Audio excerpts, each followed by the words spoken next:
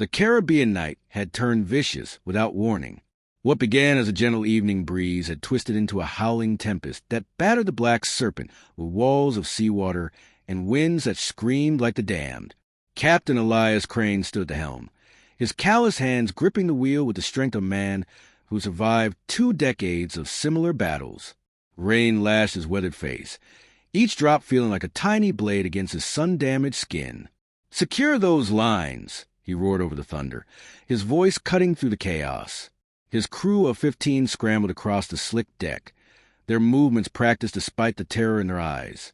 These were hardened men, thieves and killers who had followed Crane through countless raids along the Lesser Antilles. But even they looked small against the fury of the ocean.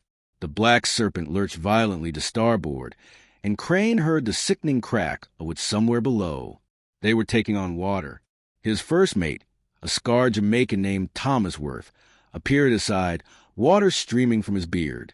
"Captain, we need to find shelter. There's an island 2 miles northeast, small, but it has a cove." Crane nodded sharply. "Set course. Move."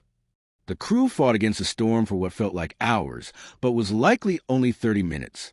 When they finally rounded the rocky outcrop into the relative calm of a small cove, every man aboard was exhausted, soaked to the bone, and grateful to be alive. The wind still howled beyond the protective embrace of the cliffs, but here the water was merely choppy rather than murderous. "Drop anchor," Crane ordered, his voice hoarse.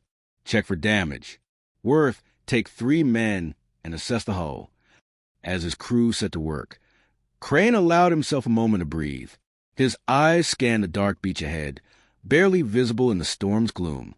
The island appeared uninhabited, just another forgotten speck of land in the vast Caribbean. They would make repairs at dawn and be gone before anyone even knew they'd been here. Then he saw it, a figure in the surf. At first, Crane thought it was driftwood or perhaps a piece of wreckage from another unfortunate vessel. But then the shape moved, weakly, desperately, trying to crawl onto the sand before being dragged back by the retreating waves. A person. Someone was dying right there on the beach. Crane's hand instinctively went to the cutlass at his belt. His life had taught him that strangers meant trouble, and compassion was a luxury that got men killed. He had built his reputation on being ruthless, on taking what he wanted and leaving nothing but fear in his wake. The smart thing to do was ignore whoever was down there and focus on his ship, his crew, his survival. But something made him pause. Perhaps it was exhaustion dulling his usual instincts. Perhaps it was a memory of another storm years ago when he had been the one drowning while others sailed past. Whatever the reason, Elias Crane found himself climbing over the rail and dropping into the small rowboat they kept secured to the ship's side. "Captain, what are you?" Worth began, but Crane cut him off with a sharp gesture. "Stay with the ship. I'll be back shortly." He rowed toward the beach with powerful strokes, fighting the current even in the protected cove. The rain had lessened to a steady drizzle, and in the faint moonlight breaking through the clouds, he could now see the figure more clearly. A man, face down in the shallow water, his body limp except for the occasional weak movement of his arms. Crane beached the rowboat and splashed through the surf. Up close, he could see that the man was an islander, his skin a deep brown, his black hair long and matted with sand and blood. He wore simple cotton clothing, now torn and soaked, and around his neck hung a strange necklace made of polished shells and what appeared to be pieces of coral. The man's breathing was shallow and ragged. A deep gash ran along his rib cage, and his left leg was bent at an unnatural angle. Shark attack, maybe, or rocks during the storm. Either way, he wouldn't last much longer without help. "Can you hear me?" Crane asked, rolling the man onto his back. The islander's eyes fluttered open, dark eyes that seemed to hold depths far greater than any ocean Crane had sailed. For a moment, those eyes locked onto Crane's face with such intensity that the pirate actually flinched. The man's lips moved, forming words in a language Crane didn't recognize. It wasn't Spanish or French or any of the indigenous dialects he'd heard in his travels. It was something older, something that seemed to resonate not just in Crane's ears but in his chest, his bones. Then the man's eyes rolled back, and he went completely limp. Crane cursed under his breath. He was now committed. With practice efficiency born from years of dealing with injured crew members, he hoisted the unconscious man over his shoulder and carried him back to the rowboat. The islander was lighter than expected, almost unnaturally so, as if his bones were hollow like a bird's. The row back to the Black Serpent was harder with the extra weight, but Crane managed. Worth and two other crew members helped pull both the captain and his burden aboard. They stared at the unconscious stranger with a mixture of curiosity and suspicion. "Who is he?" Worth asked. "No idea," Crane replied, laying the man on the deck. "But he's half dead and he's our problem now. Give me clean water, cloth for bandages, and some rum. Captain, we don't have supplies to spare for her."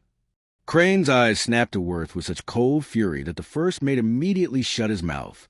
"Now," Crane said quietly, and Worth hurried off. For the next 2 hours, as the storm finally began to exhaust itself and move on, Elias Crane worked to save a stranger's life. He cleaned and stitched the gash with the same steady hands he'd once used to fight duels and slit throats. He set the broken leg as best he could and wrapped it tightly. He forced rum between the man's lips to fight infection and keep fever at bay. His crew watched in stunned silence. This wasn't the Captain Crane they knew, the man who had once keel-hauled a crew member for stealing an extra ration of bread, who had burned villages and laughed at the screams. This was someone else, someone they had never seen before and didn't quite trust. As dawn approached and the storm finally passed, leaving behind a crystal-clear sky studded with fading stars, the islanders' breathing finally stabilized. Crane sat back against the mast, exhausted, his hands stained with blood that wasn't his own. He looked down at the unconscious man and wondered, not for the first time, what madness had possessed him to do this. The islander's eyes suddenly opened, fully alert now, with no trace of confusion or pain. He stared directly at Crane, and this time when his lips moved, the words came out in heavily accented but understandable English. "You saved me," the man whispered. "The debt is acknowledged." Before Crane could respond, the man's eyes closed again, but this time it was clearly sleep rather than unconsciousness. The captain stood, his joints creaking, and walked to the rail. The sun was just beginning to paint the eastern horizon with streaks of gold and pink. That's when he saw them. At first, he thought his exhausted mind was playing tricks, but as the light grew stronger, there was no denying what his eyes were showing him. Boats, dozens of them. No, hundreds of them. Small outrigger canoes and larger fishing vessels, forming a wide circle around the Black Serpent, and standing in each boat or floating in the water itself were people, men, women, children, all of them watching his ship in complete silence. "Captain," Worth's voice was barely a whisper. The entire crew had now gathered at the rails, staring in disbelief at the impossible sight. Crane counted quickly. At least 300 people, maybe more, all islanders by their appearance, their skin ranging from bronze to deep mahogany, their eyes all fixed on the Black Serpent with the same intense, unblinking stare. And in their hands, each person held something that caught the rising sun and threw it back in iridescent flashes of white, pink, and silver. Pearls, chests and baskets overflowing with pearls. The water was so still now it looked like glass. The air hung heavy with salt and something else, something Crane couldn't name, but that made the hair on his arms stand on end. Nobody moved. Nobody spoke. The sea folk just watched, their treasures held before them like offerings or like warnings. Elias Crane's hand slowly moved to his cutlass, though he knew instinctively that steel would be useless here. Whatever was happening, whatever price he'd inadvertently agreed to pay by saving one drowning man, it was about to be revealed in the merciless light of dawn. The silence stretched on, broken only by the gentle lap of water against the hull and the nervous breathing of Crane's crew. 300 pairs of eyes remained fixed on the Black Serpent, unblinking, patient. The morning sun climbed higher, and with each passing moment, the pearls in the islanders' hands seemed to glow brighter, as if lit from within by some impossible fire. "Captain," Worth whispered urgently, his hand on his pistol. "What do they want?" Crane didn't answer immediately. He was watching the boats carefully, noting the formation, the positions, the complete lack of weapons among the sea folk. This wasn't an attack, but it wasn't quite a simple offering either. There was something ceremonial about the way they waited, something ancient in their patient stillness that made Crane's skin prickle with awareness. A sound behind him made Crane turn. The islander he'd saved was standing now, impossibly, despite the broken leg and the deep wound that should have kept him bedridden for weeks.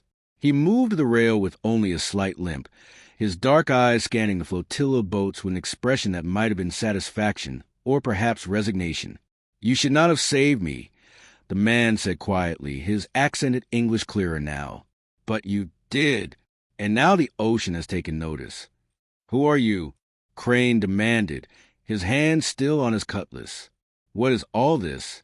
The islander turned to face him, and in the full light of day, Crane could see details he'd missed in the darkness. The man's necklace wasn't just shells and coral. It was made from materials Crane had never seen before, substances that seemed to shift color depending on how the light hit them. The tattoos on the man's arms weren't random decorations, but intricate patterns that appeared to move and flow like water itself. "My name is Kamana," the man said. "I am the voice of the deep places, the guardian of the old ways, the bridge between those who walk on land and those who remember when we all came from the sea." One of Crane's crew members, a superstitious Portuguese sailor named Costa, made the sign of the cross and backed away. Others shifted nervously, their hands moving to weapons that suddenly felt inadequate. "I don't believe in fairy tales," Crane said flatly, though his own heart was racing. "You're just a man I found drowning." Kamana's lips curved into something that wasn't quite a smile. "Belief is not required for truth to exist. Captain Elias Crane. Yes, I know your name. The ocean whispers of you, the pirate who has taken so much from her shores, but who, last night, gave something back. A life for a life. The oldest law of the sea." "I didn't save you for a reward," Crane growled, uncomfortable with the direction this conversation was taking. "I don't want your people's charity." "It is not charity," Kamana replied. "It is debt, and debt must be paid." He gestured toward the waiting flotilla. "These people come from 17 different islands. Some sail for 2 days to be here at dawn. They bring you pearls because that is what your kind values. But the pearls are not the true payment." Crane felt his crew pressing closer behind him, their fear palpable. Worth had drawn his pistol now, though he kept it pointed at the deck. Several others had done the same. The tension was thick enough to cut. "Then what is—" Crane asked. Before Kamana could answer, one of the boats began to move. It was a small outrigger canoe paddled by an elderly woman whose face was lined with decades of sun and salt. She approached the black serpent slowly, reverently, and when she was close enough, she lifted a woven basket filled with the largest, most perfect pearls Crane had ever seen. Each one was the size of a robin's egg, glowing with that same inner fire. The old woman spoke in the same unknown language Kamana had used the night before. Her voice was strong despite her age, carrying across the water with surprising power. When she finished, she placed the basket carefully on the surface of the sea. It should have sunk immediately, but instead it floated there, suspended impossibly on the glassy water. Then another boat moved forward. A young man, barely 20, with a scar across his face and eyes full of old pain. He too carried a basket of pearls, and he too spoke in that ancient tongue before setting his offering on the water beside the first. Then another person came forward, and another, and another. Crane watched in growing disbelief as the pattern repeated. One by one, each of the 300 sea folk approached the black serpent, spoke their piece in the old language, and placed their treasure on the water. The baskets and chests didn't sink. They simply floated there, forming a glittering circle around the ship, a ring of fortune so vast by entire islands, entire fleets, entire kingdoms. What are they saying? Crane found himself asking, his voice rough with emotions he couldn't name. Kamana stepped closer to the rail, his eyes distant. They're saying thank you. Each person you see lost someone to the sea. A brother, a sister, a child, a parent. The ocean takes and takes, Captain Crane. She is not cruel, but she is hungry, and she does not forgive. When you saved me, you broke a pattern as old as these islands. You gave back when you should have taken. You showed mercy when your reputation says you have none. One life, Crane said, shaking his head. I saved one life. Why do 300 people act like I'm some kind of hero? Because you are not, Kaimana replied simply. You are a pirate, a killer, a man who has spread pain across these waters for years. And yet, when you found me dying, you didn't walk away. You didn't finish what the sea had started. You chose differently. And choice, Captain, is the only thing that truly matters. The last boat had now delivered its offering. The ring of pearls surrounding the Black Serpent was complete, a fortune beyond imagining, just floating there on the impossibly still water. The sea folk remained in their boats, still watching, still waiting for something. So what happens now? Worth asked, his voice shaking slightly. They've paid their debt. They can leave. No, Kaimana said softly. Now comes the test. He turned to face Crane fully, and in his eyes, the pirate captain saw something that made his blood run cold. Not threat, exactly. Not danger in the conventional sense. But a weight, a pressure, as if the entire ocean was suddenly watching through this one man's gaze. The pearls are yours, Captain Crane. All of them. More wealth than you've accumulated in 20 years of theft and murder. Enough to retire, to buy a fleet, to become a legitimate merchant prince if you chose. They're freely given, no strings attached. You can take them and sail away, and no one will stop you. But, Crane prompted, because there was always a but. But, Kaimana continued, the ocean has given you a gift by allowing our paths to cross. She has shown you that mercy has power, that a single choice can ripple outward in ways you cannot imagine, that there is more to existence than taking, and taking until there's nothing left. He gestured to his people, who still hadn't moved. Every person here has suffered because of men like you, pirates who raid their villages, steal their catches, burn their boats, men who see these islands as nothing but resources to be exploited. Yet they came here to honor you because you showed them something they had stopped believing existed, the possibility of change. Crane's jaw tightened. You're trying to guilt me into refusing the pearls. This is some kind of trick. No trick, Kaimana said. Take the pearls if you wish. They are yours by right. But understand that what you do next will define you more than anything you've done before. You can take the treasure and remain who you've always been. Or you can ask yourself why you saved a dying stranger in the first place, and what that means about who you might become. The sun had fully risen now, bathing everything in golden light. Crane looked at his crew.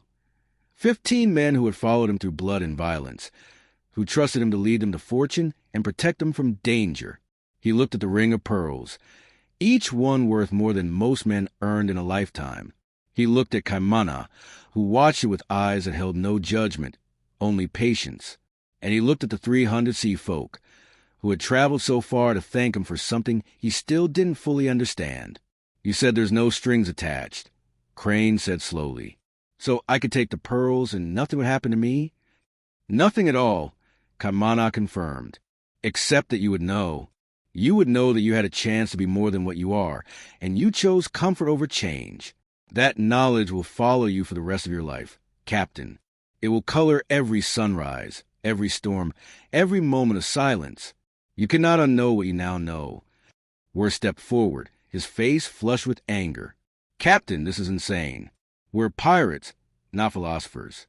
There's enough wealth here to set us all up for life. Whatever guilt trip this man is trying to lay on you, don't fall for it. We've earned this.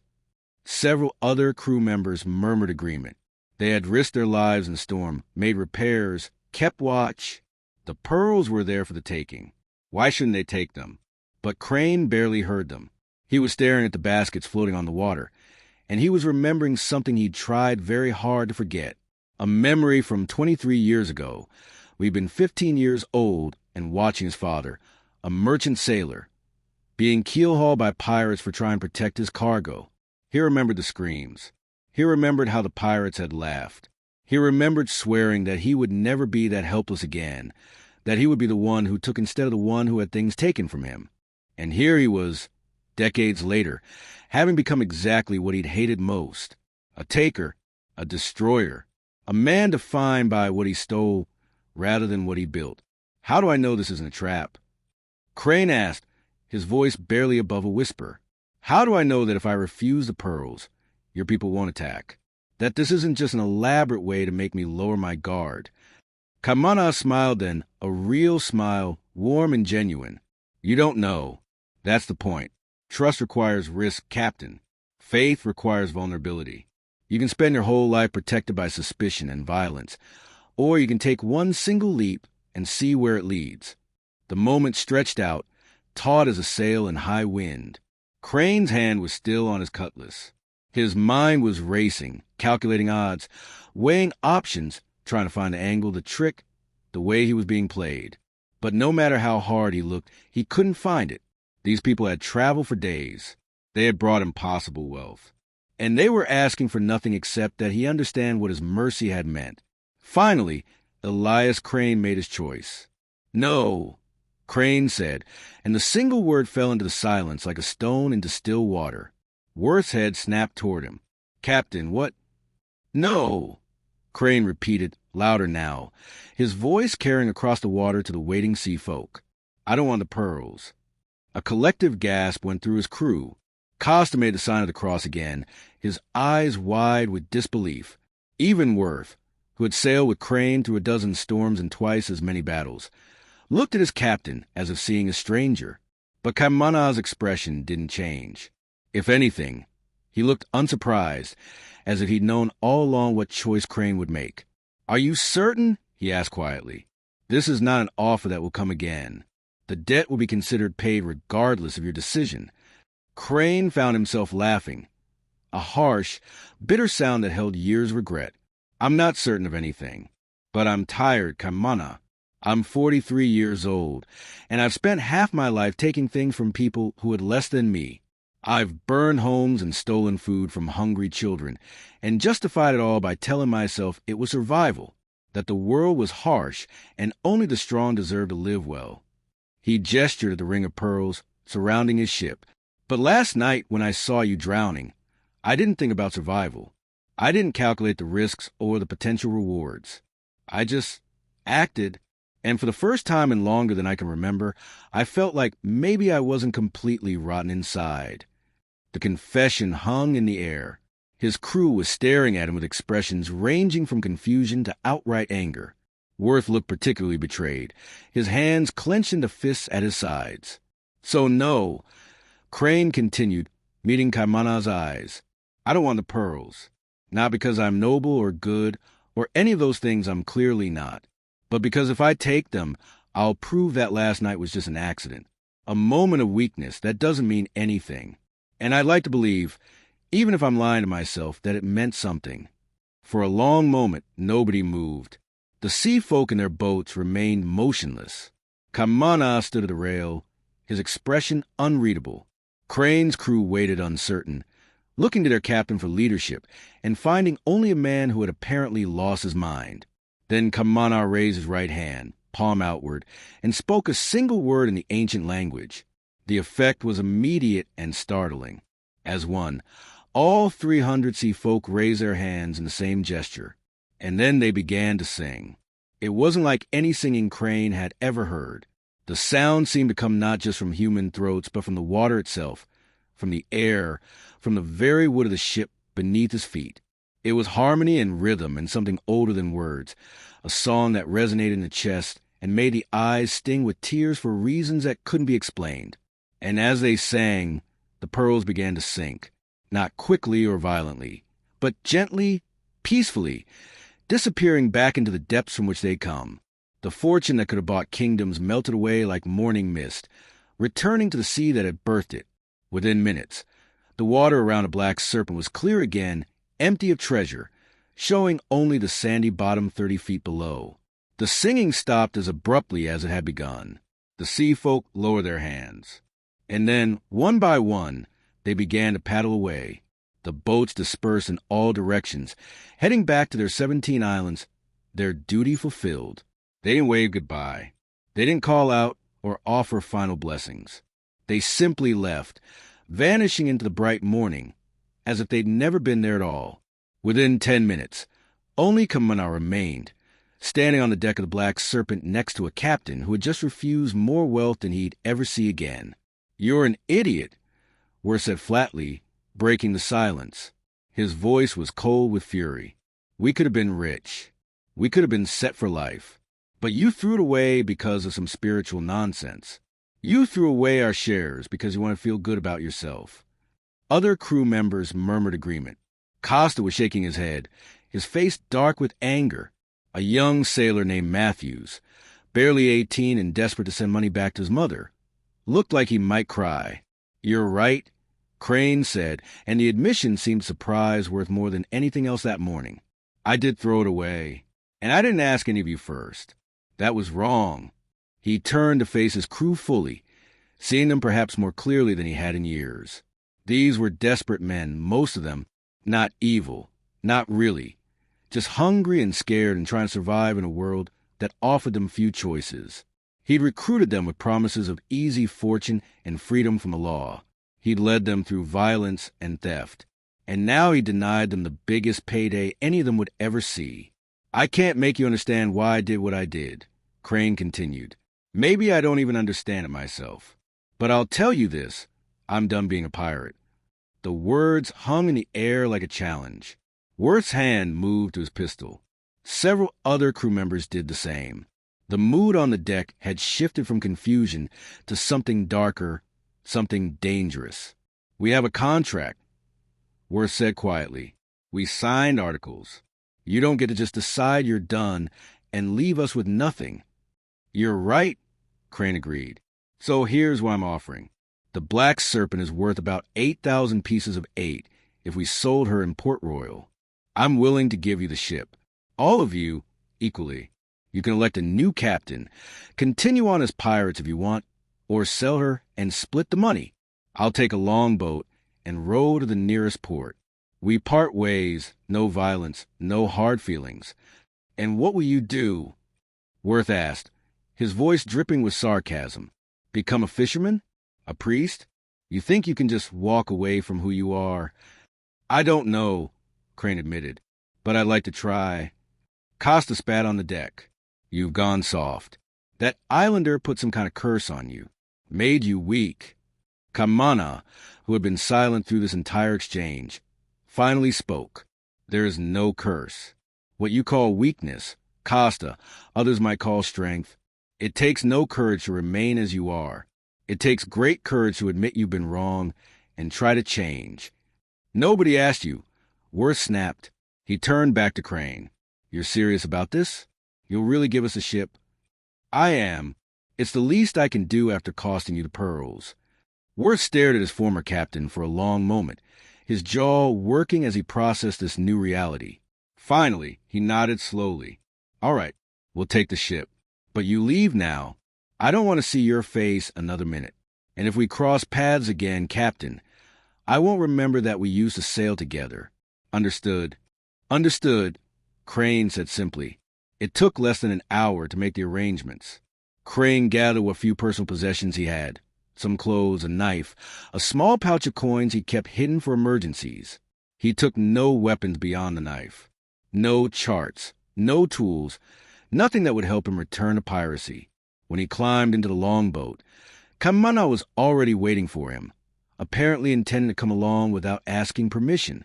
"Where are we going?" Kamana asked as Crane began to row away from the Black Serpent. "I don't know," Crane replied honestly. "You're the one who seems to know everything. Where should I go?" Kamana smiled. "There's a settlement on the island's east side, about 50 families. They've been struggling lately. Their best fishermen were lost in a storm 2 months ago, and they can barely feed themselves. They could use someone who knows the sea, someone who understands boats and navigation and the movement of fish. They'll never accept a pirate." "They'll never accept the pirate you were," Kamana corrected. "But perhaps they'll accept the man you're trying to become, if you give them reason to." They rowed in silence for a while, the Black Serpent shrinking behind them. Crane didn't look back. He kept his eyes forward, on the green hills of the island rising from the turquoise water, on the future that was terrifying precisely because it was so uncertain. "Why did you really refuse the pearls?" Kamana asked eventually. Crane considered the question carefully. You were right. I would have known. Every time I spent one of those pearls, I would have remembered that I'd been given a chance to be something different, and I'd chosen gold instead. And I'm tired of being haunted by my choices. I've got enough ghosts already. There will be more ghosts, Kamana warned. The past doesn't disappear just because you decide to walk a different path. The people you've hurt, the damage you've done, that remains. Redemption isn't a single choice, Captain Crane. It's a lifetime of choices, made over and over again, often with no reward except knowing you tried. I know, Crane said quietly, but I have to start somewhere. As they approached the beach, Crane could see figures emerging from the tree line. Islanders who had spotted the longboat and were coming to investigate. They would have questions. They would be suspicious. Some of them might have even heard of the pirate Elias Crane and want nothing to do with him. But as the boat's bottom scraped against sand and Crane stepped out into the shallow water, he felt something he hadn't experienced in years. Hope. It was fragile and uncertain, but it was real, and it was enough to take the next step forward. The settlement of Marakai was impressive. 50 bamboo homes arranged around a central clearing, fishing boats on the beach, nets drying in the sun. Simple, peaceful, and utterly foreign to a man who had spent 2 decades on a warship's deck. The islanders who met Crane and Kamana were wary but not hostile. Elder Tao listened as Kamana explained who Crane was and what had happened with the pearls. Through the translator, Tao asked if Crane truly intended to help, or if this was an elaborate pirate trick. Tell him I have nothing to gain from tricking 50 poor fishermen, Crane replied. And tell him I understand if he doesn't believe me. I wouldn't believe me either. Tao studied him carefully. You may stay, Kamana translated, but you will be watched.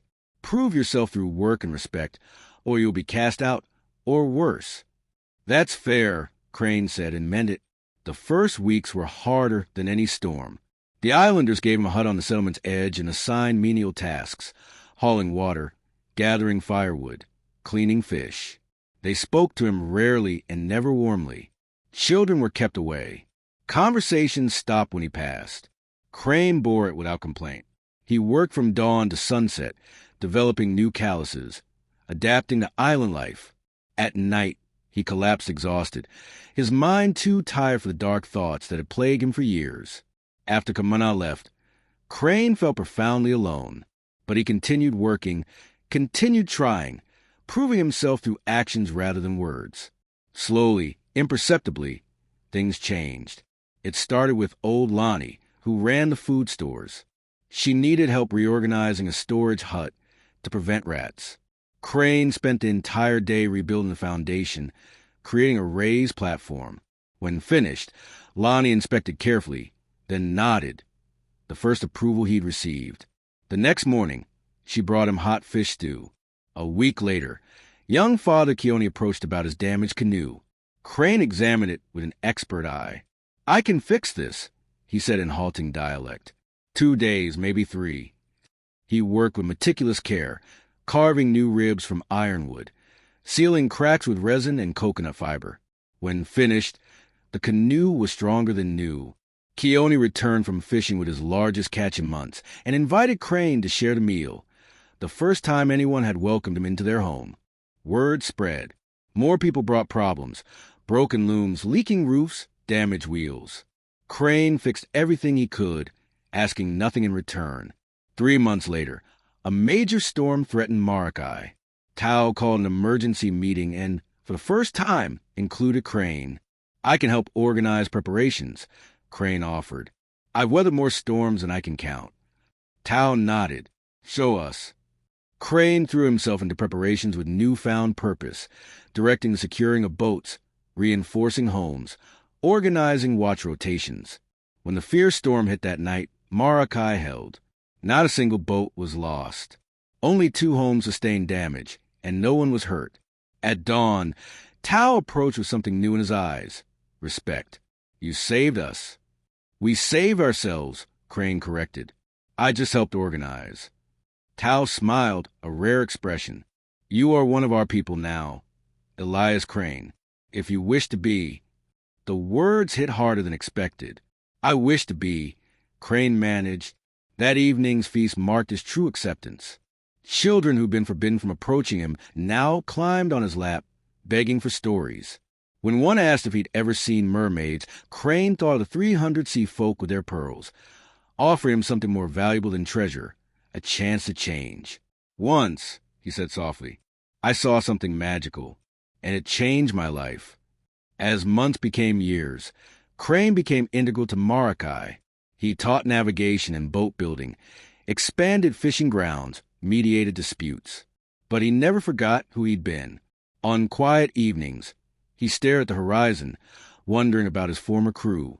2 years later, a young man approached, asking for a pirate named Elias Crane. Crane stood slowly, recognizing Matthews, the 18-year-old sailor from his crew. What happened after I left? Crane asked. Matthews explained that Worth had tried one more raid, but it was a Navy trap. Most were killed. Worth and Costa were hanged in Port Royal. Matthews had been running ever since. I want what you have, Matthews said, tears streaming. I want to stop running, but I don't know how. You threw away a fortune to change. I have nothing to sacrifice except guilt and fear. Crane gestured to the settlement around them. You don't need a fortune to change. You just need to decide that who you were is less important than who you want to become. Then prove it every day through work and patience. He turned to Tao. This young man is wanted by the law. He's committed crimes as part of my crew, but he wants to change. Will you give him the same chance you gave me? Tao studied Matthews carefully. Can you work? I can work. I'll do anything. Then you may stay. But you start at the beginning, with the hardest work and least trust. 5 years after pulling a dying man from the surf, Marakai had grown to 70 families, a place where people could start over. Crane had helped build a school, train fishermen, become a respected elder. He was 48 now, gray at the temples, his face lined by honest labor. One morning, Kaimana returned. The pearls you refused became legend, he said. The story spread. The pirate who chose mercy over gold. Other pirates had come asking how they might change their paths. What did you tell them? Crane asked. That change requires sacrifice. That redemption is a direction, not a destination. Kaimana smiled. I told them about you, proof that transformation is possible. You pulled one dying man from the surf, Elias, and in doing so, you saved yourself. Do you ever regret it? Kaimana asked, giving up the treasure? Crane considered carefully. Every day, part of me wonders what if. But then I wake up and children wave at me. Someone invites me to dinner. I teach a class and see young people learning to build good lives. Regret and doubt are part of being human. What matters is that I keep choosing every day to be this version of myself. That is wisdom, Kaimana said. You passed the test, not by refusing the pearls, but by staying, by doing the hard work of change, even when no one was watching. Years later, as an old man, Crane would tell his grandchildren, not by blood, but by choice, about his life. He never lied about who he'd been. He told them about the pirate, the violence, the emptiness, but also about the storm, the stranger, the 300 sea folk, and the choice that changed everything. Was it worth it? They'd ask. Giving up all that treasure? He would smile, looking at the settlement he'd helped build. Every single day. It was worth it every single day. Because Elias Crane had learned the ocean's most important lesson. True wealth isn't measured in pearls or gold. It's measured in the choices we make, the people we help, and the legacy we leave behind when the tide finally carries us home.